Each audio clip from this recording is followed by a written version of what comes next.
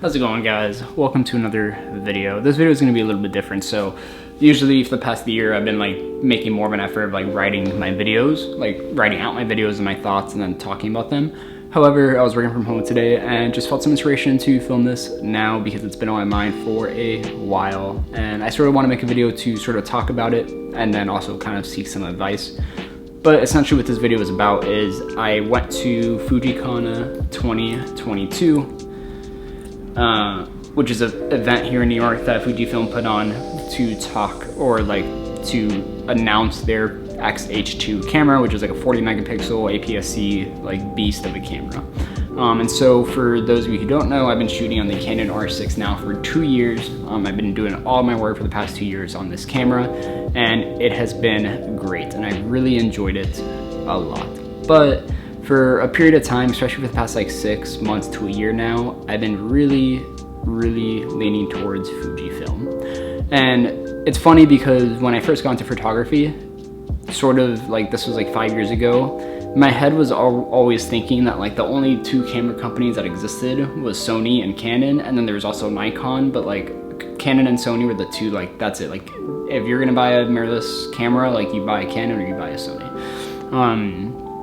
Obviously I was wrong, I was just naive. But when I first started shooting photography, shooting photos, I was on the Sony a7 II, and then I sold that when the R6 came out, bought the R6 like 2 years ago. And now that I've done more research and I've gotten really into street photography specifically, I realized that there's other cameras out there. And specifically Fujifilm, a lot of street photographers I like and follow, a lot of them shoot on either Leica, which obviously I can't afford, or Fujifilm.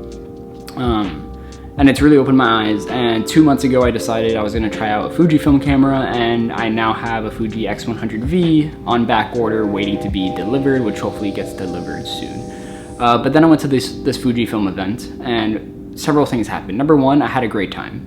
And I met some really cool people, really cool professionals who all shoot Fujifilm. I was like the only outsider there who doesn't shoot Fujifilm. And it was really cool, and I think it actually did a lot for brand recognition. The second thing that happened is I did a workshop with Bert Stephanie, who is this fantastic photographer from Europe, and you know, I learned a lot from him, sort of from like a philosophical photography standpoint, but he's also a portrait shooter, and we did a portrait session with him, and we did that with the X-H2, the new 40 megapixel APS-C camera that Fujifilm announced. And I got to shoot with it for an hour or 2 hours, and I had a great time with it. I think the files looked really good. I thought the camera handled really well. And I think the JPEGs looked really good. The idea of like having, I never shoot JPEGs, but the idea of being able to shoot JPEG on a Fujifilm camera and just transfer it to my phone and have it look like a film simulation, having it look really good and have these like baked in presets, I think is really interesting from a workflow perspective. So since I loved the X-H2 so much, it really got me thinking about whether I actually wanted to, you know, buy one. And obviously I can't justify having a Canon R6 and then also buying into a new camera system.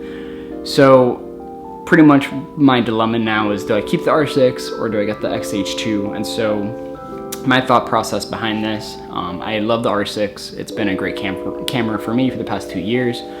And everything I've thrown at it, it's done really well, which is sort of what's keeping me on it. But there are some issues that I have with it that I've talked about in the past. One of the biggest issues is the fact that there's no third-party lens support yet. Like, I feel like I've been waiting for so long for Sigma to announce that they're releasing RF glass or any of these other companies, because the RF glass is so expensive.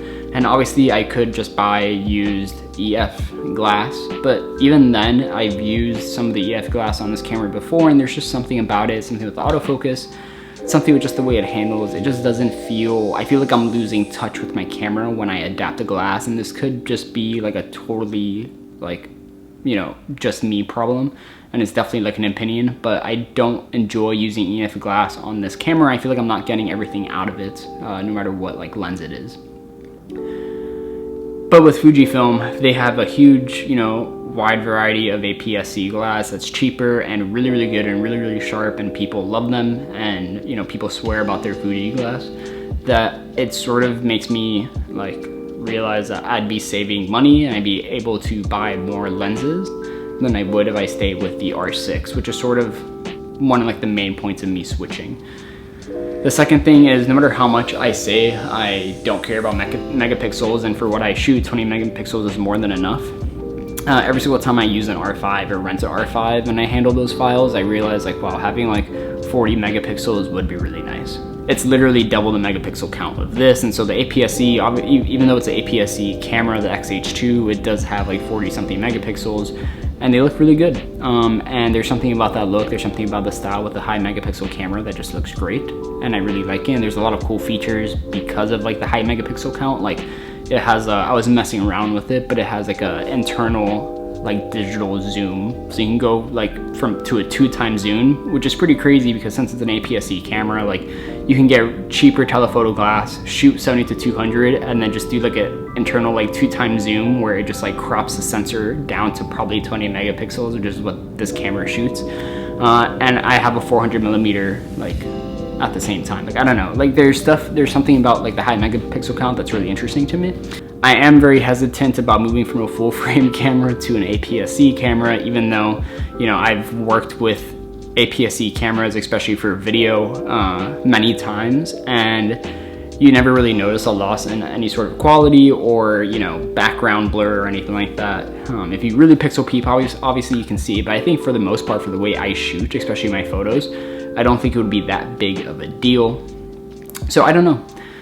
The reason I'm making this video is honestly just to seek advice. If you're watching this and you made it this far, please, if you have any advice, let me know what you think. If I should sell my R6 and go for the XH2 or just stick it out with the R6 until there's cheaper lenses. That's probably the biggest complaint I have with it right now is, you know, I just rent a lot of lenses because I just can't justify buying lenses, which is a little annoying. So I think I'm gonna just conclude the video here. It is definitely a short video, but I've also honestly have just seen so many Fujifilm like videos lately that I just want to kind of jump on the hype train and make my own Fujifilm video. But yeah, I'm gonna end it here. If you have any advice again, just let me know. You know, I'm leaning towards Fujifilm, but I'm hoping, you know, maybe someone here can convince me otherwise.